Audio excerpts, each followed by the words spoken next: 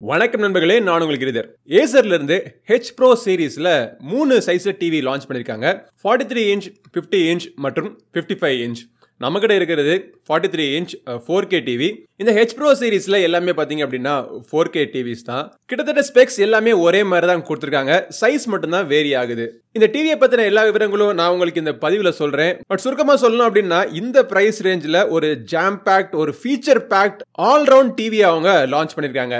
இது அந்த Acer TV H Pro சீரிஸ்னுடைய பாக்ஸ் பேக்கேஜிங். நம்ம கிட்ட இருக்கிறது 43 இன்ச் டிவி. நான் உங்களுக்கு சொல்லியிருந்தேன். இந்த பாக்ஸ் முன்னாடியே இந்த டிவில என்னென்ன ஃபீச்சர்ஸ்லாம் இருக்கு அப்படிங்கறத போட்டிருக்காங்க. 76 வாட் ஸ்பீக்கர் இருக்கு. அது மட்டும் இல்ல, இதுல டால்பி விஷன் பிளஸ் டால்பி அட்மாஸ்க்கான சப்போர்ட் இருக்கு. MEMC-க்கான சப்போர்ட் இருக்கு. ஒரு டிஸ்பிளே வந்து ஒரு ஃப்ரேம்லெஸ் டிசைன், HDMI 2.1 கான சப்போர்ட், டூயல் பேண்ட் வைஃபை கான சப்போர்ட் எல்லாமே இருக்கு. இந்த டிவி பாத்தீங்க அப்படின்னா ஒரு மேட் இன் இந்தியா ப்ராடக்ட்டும் கூட. ஆல்ரைட், சோ இப்போ இந்த டிவியை நம்ம அன்பாக்ஸ் பண்ணி பாக்ஸுக்குள்ள என்னென்ன இருக்கு அப்படிங்கறத பார்ப்போம். பாக்ஸுக்குள்ள இந்த 43 இன்ச் UHD டிவி தவிர இந்த டிவியை டெஸ்க் மவுண்டிங் பண்றதுக்காக 2 ஸ்டாண்ட்ஸ் கொடுத்திருக்காங்க. இரண்டுமே பிளாஸ்டிக் தான், பட் ஹை குவாலிட்டி பாலிகார்பனேட் மெட்டீரியல்ல யூஸ் பண்ணிருக்காங்க. இந்த ஸ்டாண்ட்ஸ் எல்லாம் பொறுத்துறதுக்கு ஸ்க்ரூஸ் கொடுத்திருக்காங்க. அதுக்கப்புறமா ஒரு நல்ல குவாலிட்டியான ரிமோட். இந்த ரிமோட் கண்ட்ரோல் பாத்தீங்க அப்படின்னா ஒரு ஸ்மார்ட் ரிமோட் கண்ட்ரோல். இதுல கூகுள் அசிஸ்டன்ட்கான சப்போர்ட்டும் இருக்கு. பிளஸ் நீங்க லான்ச் பண்ணக்கூடிய OTT அப்ளிகேஷன்ஸ்க்கான ஷார்ட்கட்ஸ் இதுல இருக்கு. இதை பவர் பண்றதுக்கான பேட்டரி கொடுத்திருக்காங்க. அப்புறம் பவர் கேபிள், அப்புறம் ஒரு RF அடாப்டர் கேபிளும் இருக்கு. யூசர் மேனுவல் மற்றும் வாரண்டி கார்டு எல்லாமே பாக்ஸ் பேக்கேஜிங்குள்ளே கொடுத்திருக்காங்க. வால் மவுண்டிங் பண்ணதுக்கான பிராக்கெட் பாக்ஸுக்குள்ள இல்ல. உங்களுக்கு வால் மவுண்டிங் பண்ணலாம் இந்த டிவில. பண்ணணும்னு நினைச்சீங்க அப்படின்னா அதுக்கான பிராக்கெட் நீங்க தனியா வாங்கிக்கணும். இப்போ இந்த டிவியினுடைய பின்புறத்துல என்னெல்லாம் இருக்கு அப்படிங்கறத பார்ப்போம். எல்லா போர்ட்ஸ்மே பாத்தீங்கன்னா சைடு வாக்குலாம் கொடுத்திருக்காங்க. சோ பின்புறத்துல ஈஸியா நீங்க அக்சஸ் பண்ணிக்கலாம். மேல பாத்தீங்கன்னா ஃபர்ஸ்ட் USB 2.0 போர்ட் இருக்கு. இன்னொரு USB 3.0 டைப் A கான ஒரு போர்ட் கொடுத்திருக்காங்க. நெட்வொர்க்கை கேபிள் மூலமா கனெக்ட் பண்ணிக்கிறதுக்காக LAN போர்ட் இருக்கு. அப்புறம் உங்களுக்கு ட்ரெடிஷனல் ஆண்டனா கனெக்ட் பண்றதுக்காக அதுக்கான போர்ட் கொடுத்திருக்காங்க. ஆப்டிகல் அவுட்புட் உங்களுக்கு இருக்கு. HDMI 1 பாத்தீங்க அப்படின்னா EARC கான சப்போர்ட் இருக்கு. அப்புறம் HDMI 2 3 இருக்கு. அதுக்கு கீழே உங்களுக்கு ஆடியோ ஜாக் கனெக்ட் பண்றதுக்காக ஒரு 3.5 போர்ட் கொடுத்திருக்காங்க. அப்புறம் AVN போர்ட்டும் கொடுத்திருக்காங்க. பின்புறத்துல மெட்டீரியல் பாத்தீங்க அப்படின்னா கம்ப்ளீட்லி பிளாஸ்டிக் தான், பட் இதோட பில்ட் குவாலிட்டி நல்லா இருக்கு. ஃபினிஷிங்கும் பாத்தீங்கன்னா கிளீனா பண்ணிருக்காங்க. இதுல வேசா மவுண்டிங்கான சப்போர்ட் பிராக்கெட் இதுல இல்ல, பட் இருந்தாலும் நீங்க வால் மவுண்டிங் பண்ணணும் அப்படின்னா மேல 2 ஸ்க்ரூஸ் கொடுத்திருக்காங்க. அந்த 2 ஸ்க்ரூவை கழட்டிட்டு லக் நட்ஸ் வந்து உங்களுக்கு பாக்ஸுக்குள்ள கொடுத்திருக்காங்க. சோ அதை கனெக்ட் பண்ணி நீங்க ஒரு எக்ஸ்டர்னல் வால் மவுண்டிங் இதுக்கு ஏத்தாப்புல ஒரு பிராக்கெட் வாங்கி நீங்க ஃபிக்ஸ் பண்ணிக்கலாம். நான் இப்போ வந்து டெஸ்க் மவுண்டிங் தான் பண்ண போறேன். சோ டெஸ்க் மவுண்டிங் பண்றதுக்கான ஸ்க்ரூஸை வந்து கீழே பொருத்தி அதோட ஸ்டாண்ட்ஸ் நான் கீழே செட் பண்ணிட்டேன். கீழே பாத்தீங்க அப்படின்னா ஸ்பீக்கர்ஸ் எல்லாமே பாட்டம் ஃபயரிங் ஸ்பீக்கர். ஸோ 76 வாட்டுக்கான ஸ்பீக்கர் இருக்குன்னு சொன்னேன் பார்த்தீங்களா. ஸோ அது எல்லாமே இங்கே கீழே நீங்க பார்க்கலாம். இப்போ நம்ம டிவியை எடுத்து நம்ம செட்டப் பண்ணுவோம். இந்த டிவி பாத்தீங்க அப்படின்னா ஒரு கூகுள் டிவி, லேட்டஸ்ட் ஆண்ட்ராய்டு ஓஎஸ்ல ரன் ஆயிட்டு இருக்க ஒரு கூகுள் டிவி. அதனாலே இதை செட்டப் பண்றது பாத்தீங்க அப்படின்னா ரொம்ப சிம்பிளான ப்ராசஸ். உங்ககிட்ட ஒரு மொபைல் போன் இருந்துச்சு அப்படின்னா அதுல போய் இந்த கூகுள் ஹோம் அப்ளிகேஷன்ஸ்ல ஆட் டிவைஸ்னு கொடுத்தீங்கன்னா போதும், உங்களுக்கு மித்த வேலைகள் எல்லாமே பாத்தீங்கன்னா உங்க மொபைல்ல ஆட்டோமேட்டிக்கா நடந்துரும். அஃப்கோர்ஸ் இது இல்லாட்டியும் பரவாயில்ல, நீங்க வந்து மேனுவலா கூட நீங்க செட்டப் பண்ணலாம். But Android mobile phone already உங்களுக்கு இருந்துச்சு அப்படின்னா இது செட்டப் பண்ற ப்ராசஸ் ரொம்பவே ஒரு சிம்பிளான ஒரு 2 மினிட்ஸ் ப்ராசஸ் தான். ரிமோட் கண்ட்ரோல்லாம் பேர் பண்ணிட்டு செட்டப்லாம் முடிச்சுட்டு நம்ம டிவியை நம்ம யூஸ் பண்றதுக்கு ரெடி ஆயாச்சு.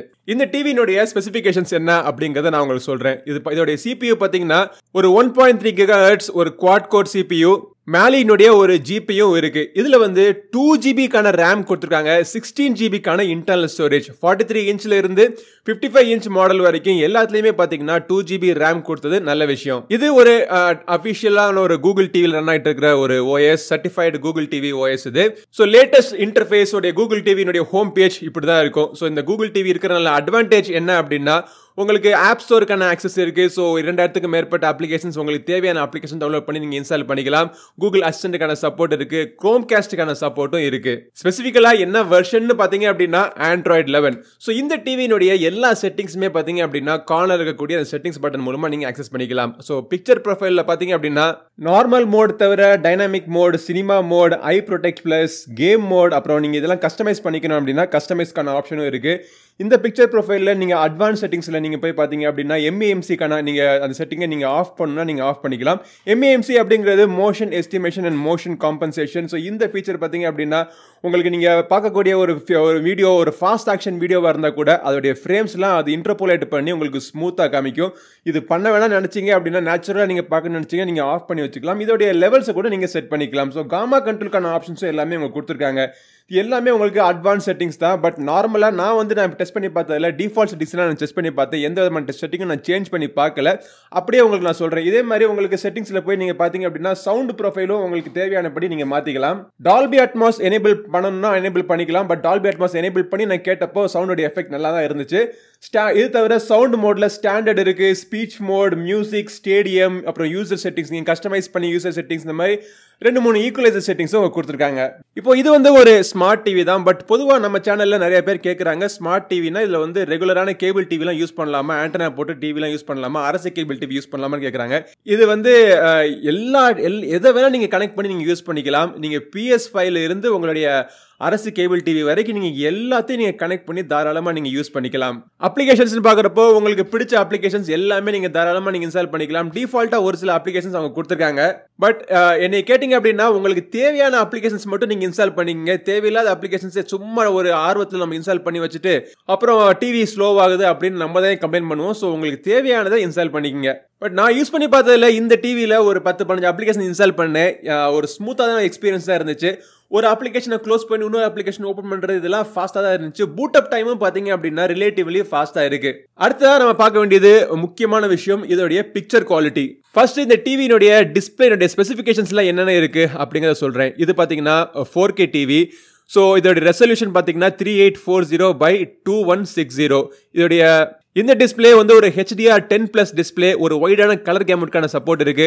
டால்பி விஷன் 4K அப்ஸ்கேலிங்கான சப்போர்ட் இருக்கு. நாய்ஸ் ரிடக்ஷன், மைக்ரோ டிம்மிங், அப்புறம் MEMC-கான சப்போர்ட் எல்லாமே கொடுத்துருக்காங்க. இது எல்லா ஃபீச்சர்ஸுமே 43 இன்ச், 50 இன்ச் மற்றும் 55 இன்ச் டிவிக்கு ஒரு பொதுவான ஃபீச்சர்ஸ். இப்போ இந்த டிவியினுடைய டிஸ்பிளே குவாலிட்டி எப்படி இருக்கு ரியல் லைஃப்ல அப்படிங்கறத நான் சொல்றேன். இது ஒரு ரெகுலரான ஒரு IPS LCD பேனல் தான். பிளாக் லெவல்ஸ் நல்லா இருக்கு. கான்ட்ராஸ்ட் பாத்தீங்க அப்படின்னா டிசென்ட்டா கொடுத்துருக்காங்க. முக்கியமா கலர்ஸ் பாத்தீங்கன்னா ஓவர் சேச்சுரேஷன் இல்லாம ஓரளவுக்கு நல்லா இருக்கு. ஒரு சில இடங்கள்ல ரெட் எல்லாம் பாத்தீங்கன்னா கொஞ்சம் ஒரு பிங்க் மாதிரி தெரிஞ்சது.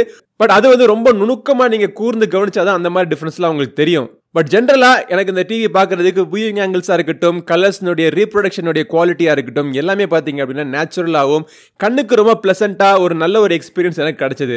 4K அப்ஸ்கேலிங் பத்தி நான் சொல்லி ஆகணும். ஸோ இப்போ பாத்தீங்க அப்படின்னா நீங்க டெஸ்ட் வீடியோல 240 ரெசல்யூஷன்ல இருந்து 360 ரெசல்யூஷன், 480 ரெசல்யூஷன், 720 ரெசல்யூஷன் எல்லா ரெசல்யூஷன் நான் ப்ளே பண்ணி பார்த்ததுல எல்லாமே பாத்தீங்கன்னா அப்ஸ்கேல் ஆகி உங்களுக்கு பெருசா காமிக்குது. பட் இந்த அப்ஸ்கேல் பண்ண குவாலிட்டி பாத்தீங்க அப்படின்னா ஆட்டோமேட்டிக்கா மேஜிக்கா 4K தரத்துக்கு அப்ஸ்கேல் ஆயிடுமா அப்படின்னு கேட்டீங்கன்னா அது ஆகாது.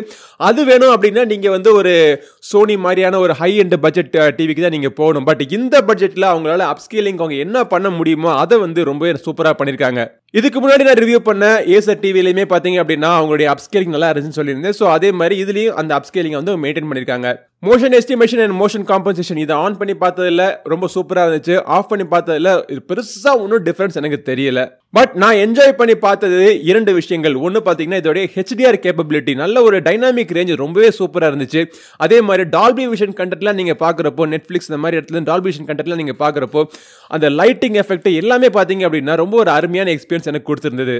டிஸ்பிளே சுத்தி இருக்கிற பெசல்ஸுமே பார்த்தீங்கன்னா ரொம்ப சிறுசா ஒரு ஃப்ரேம்லெஸ் டிசைன் கொடுத்துருக்காங்க. ஸோ ஓவராலா அந்த டிவியோடைய டிஸ்பிளே எக்ஸ்பீரியன்ஸ் எனக்கு பக்காவா தெரிஞ்சுச்சு.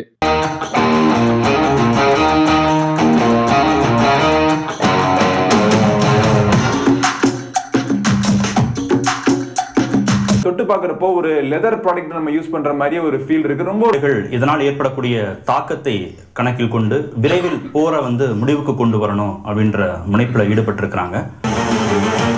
தெளிவா நீங்க எல்லாரும் எல்லாத்தையும் இதோட முடிச்சுக்காங்கன்னு சொல்றதுக்காக வந்தேன்.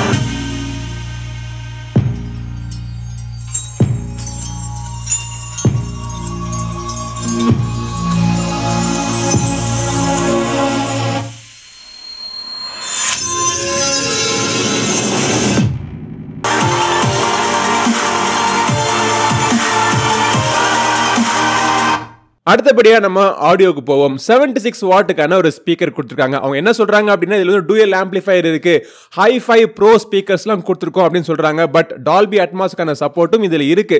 இந்த மாதிரி கிளிப்பை நான் பார்த்துட்டு இருந்தேன். அப்போ இந்த குருவி கத்துறப்போ வீட்டில் தான் உண்மையிலேயே எங்கேயோ குருவி அந்த பால்கனியில் கத்திட்டு இருக்குன்னு நான் நினைச்சேன். அந்த அளவுக்கு ஒரு சின்ன நுணுக்கமான எஃபெக்ட்ஸ்லாம் பார்த்தீங்கன்னா நீங்க இதுல கவனிச்சு பார்க்கலாம். பட் ஓவராலா இது ஒரு லவுடான ஒரு ஸ்பீக்கர். அதுக்குன்னு வால்யூமை பார்த்தீங்க அப்படின்னா 60% மேல் நீங்கள் இன்க்ரீஸ் பண்ணீங்க அப்படின்னா அதோடைய குவாலிட்டியை நீங்கள் ஃபீல் பண்ண முடியாது. சும்மா ஒரு லவுடான ஸ்பீக்கர் அப்படிங்கிறத மட்டும் தான் நீங்கள் ஃபீல் பண்ண முடியும்.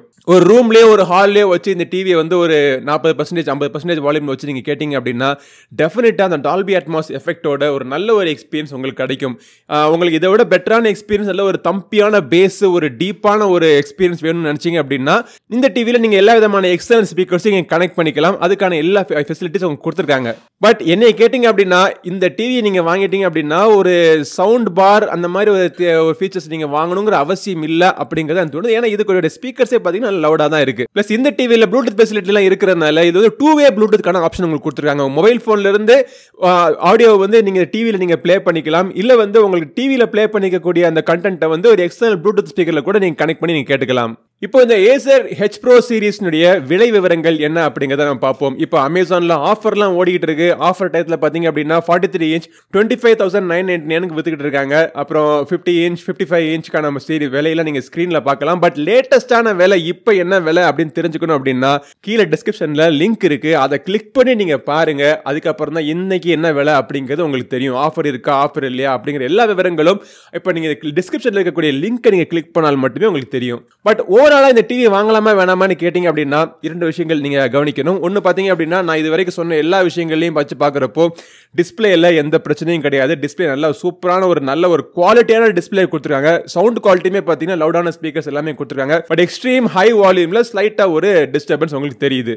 இரண்டாவது விஷயம், முக்கியமான விஷயம், இதனுடைய சர்வீஸ் சப்போர்ட். Acer தரப்புல இருந்து இந்தியாவில் இருக்கக்கூடிய எல்லா சிட்டிஸ்லும் பெரும்பாலான எல்லா சிட்டிஸ்லயும் அவங்க வந்து சர்வீஸ் சப்போர்ட் வந்து ஆஃப்லைன் சர்வீஸும் ஆன்லைன் சர்வீஸும் அவங்க ப்ரொவைட் பண்றதா சொல்றாங்க. பட் உங்க ஊர்ல உங்க ஏரியாவில் சர்வீஸ் ப்ரொவைட் பண்றாங்களா இல்லையா அப்படிங்கறத நீங்க தான் செக் பண்ணி ஆகணும். நீங்க செக் பண்ணதுக்கு அப்புறமா இந்த டிவி வாங்கலாமா வேணாமான்னு நீங்க முடிவு பண்ணிக்கலாம். எங்க போய் செக் பண்ணணும் அதுக்கான லிங்க்கும் பார்த்தீங்கன்னா கீழே டிஸ்கிரிப்ஷன்ல விடுறேன். கிளிக் பண்ணி செக் பண்ணி பாருங்க. ஸோ இந்த பதிவு இந்த டிவியை வாங்கலாமா வேணாமான்னு நீங்க முடிவு எடுக்கிறதுக்கு ஹெல்ப்ஃபுல்லா இருந்திருக்கும்னு நினைக்கிறேன். இந்த பதிவு பிடிச்சிருந்தா லைக் பண்ணுங்க. நம்ம சேனலுக்கு இன்னும் சப்ஸ்கிரைப் பண்ணாதவங்க சப்ஸ்கிரைப் பண்ணிட்டு கூடவே இருக்கிற பெல் பட்டனை பிரஸ் பண்ணுங்க. அடுத்த ஒரு பதிவு உங்களை மீண்டும் சந்திக்கும் வரை உங்களிடம் விடைபெறுவது உங்கள் நண்பன் கிரிதர். நன்றி, வணக்கம்.